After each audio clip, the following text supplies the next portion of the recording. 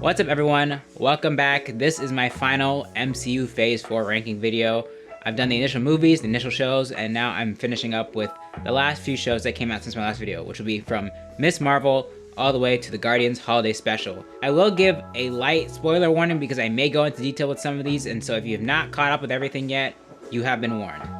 Without further ado, let's get straight into it with the first show that came out since my last video, Miss Marvel. Right off the bat, I think this one stands out as having one of the best premiere episodes of one of the Marvel Disney Plus MCU shows, right up there with Loki. Like, this one blew me away. It was so visually unique.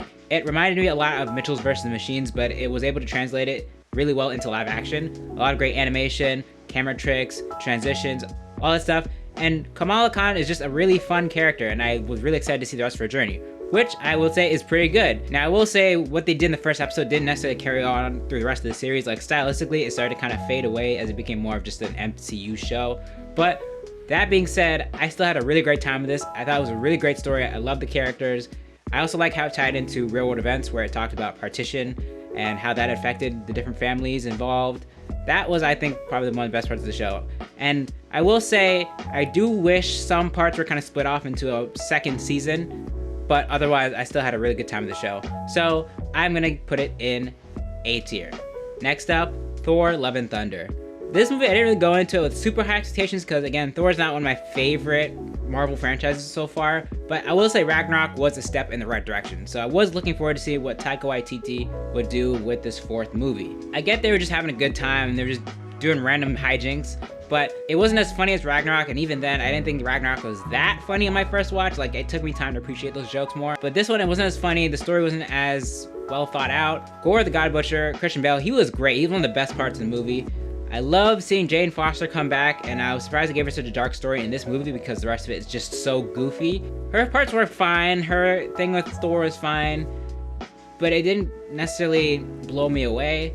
There's also Thor's love triangle of sorts with Mjolnir and Stormbreaker. That was kind of weird. Yeah, some of the effects were kind of weird. Some of the choices were odd. It's a very odd movie. I guess that's what I'll put it. And so for me, it was kind of disappointment. I think casual fans will like it more because it's not super tied into the whole MCU story, the whole multiverse saga. It's not really dealing with that kind of stuff quite yet. It's just a kind of fun spin-off movie. And so for that, it's not like bad, but it's not one of my favorites. So for all that, I think Thor: Love and Thunder belongs in C tier. So this series was not actually included on the tier list that I used, but I would like to just bring it up because I guess it technically is canon, but it's not as big as some of the other stuff I'm talking about in this video, which is the I Am Groot animated shorts.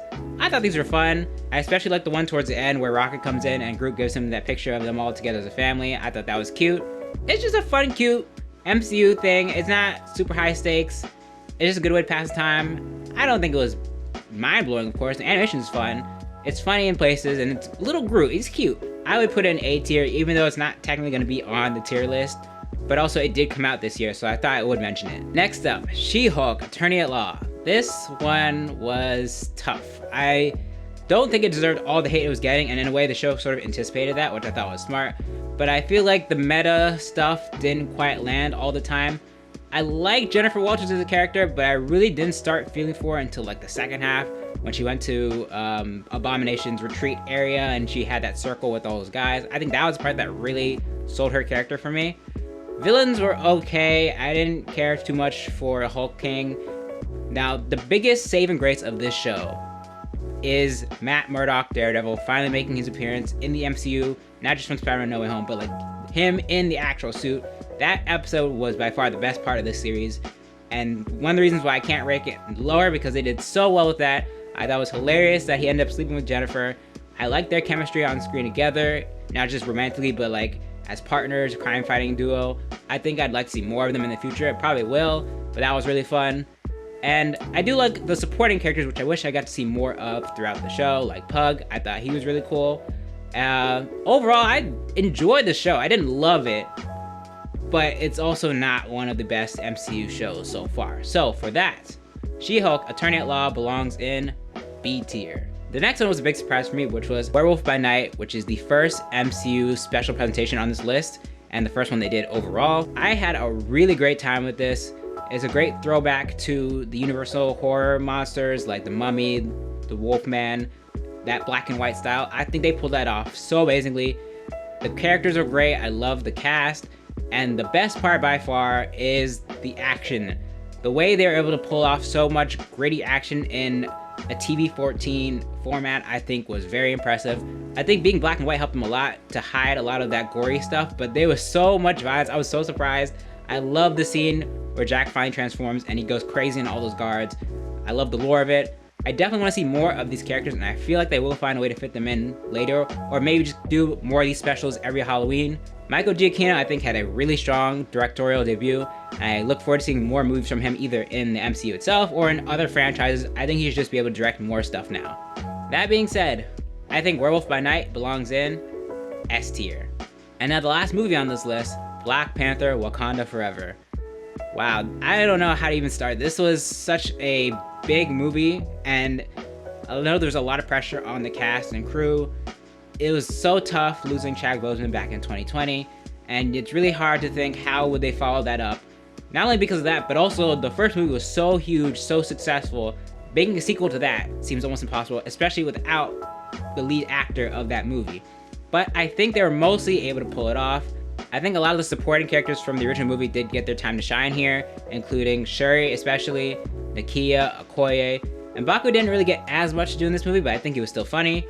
And then we have the introduction of Talokan and Namor, who I think was a really great, I won't necessarily call him a villain, I guess more of he is an antagonist in this movie, but he's not necessarily a villain per se. I mean, he does some villainous stuff for sure, but I think it's a matter of perspective, and I think that's something this movie pulls off really well. Comparing Talokan and Wakanda and showing how they're very similar, how they both have vibranium, how they both were trying to close themselves off from the world. Namor doesn't really agree with Wakanda putting themselves out there, and he thinks that's going to become a threat to them. I thought all that stuff was done really well. Now, there are some stuff that I think could have been trimmed out of this movie, like, I like Everett Ross, but I think the stuff with him and Madam Hydra probably could have been cut out. It felt like setup for the Thunderbolts, which it probably is.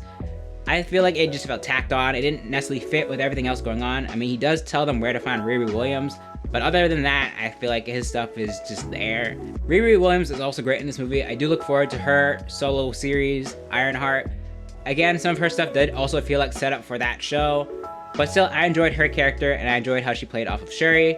And of course, I have to talk about who the new Black Panther is. So again, spoilers if you haven't seen the movie yet, Cherrie does become the new Black Panther, and I at first was kind of on the fence about it, but I think they really sold me on it. I liked how she first kind of started off more vengeful, like Killmonger, but then she realized that that's not the way, and like her brother, she kind of put that away and made peace with Namor. I thought that was a really great ending. And then of course, the new T'Challa, his son with Nakia, I thought that was a very interesting reveal and a very smart loophole, because they did recast T'Challa, but they didn't technically do that because he's his son, not a new person playing that character from the first movie. So I think they pulled off really well, and I do look forward to seeing how he plays into the bigger MCU later on.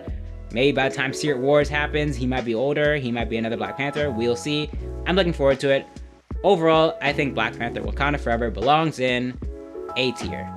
And last but certainly not least, the second special presentation from Marvel, the Guardians of the Galaxy Holiday Special. I had so much fun with this. It was wholesome. It had some of James Gunn's dark humor. It was just a real feel-good special. I love the story of Mantis and Drax going to kidnap Kevin Bacon, and they kind of use mind control to get him to go with them. I also like the reveal that, spoiler alert, Mantis is Peter's sister, half-sister, like Ego is her father. I thought that was a really great way of connecting these characters more. I also love how they bring in some elements that are going to be important in Guardians of the Galaxy Volume 3, which I'm very excited for. I had a really good time with this special, and I definitely think it's something I'll revisit in future Christmas marathons. And so, the Guardians of the Galaxy Holiday Special, I think, belongs in A tier. Overall, I would say Marvel Phase 4 is probably the weakest one they've had so far. There are some highlights for sure, like Spider-Man No Way Home, Shang-Chi, Werewolf by Night. There's some solid stuff there, but overall, it feels not as tightly knit as previous ones, and I guess it's because they're not quite, or at least in the beginning, we didn't know where it was leading, and now we know it's the Multiverse Saga, and it's leading to Kang, and Secret Wars, and all that stuff, but at least when it started, we didn't know that, and so some of the stuff that happened here and there was kind of random. Overall, I think the shows had more hits than the movies did in this phase. The thing is, too, I noticed with the shows that a lot of them, the middle part of the shows were the sweet spot.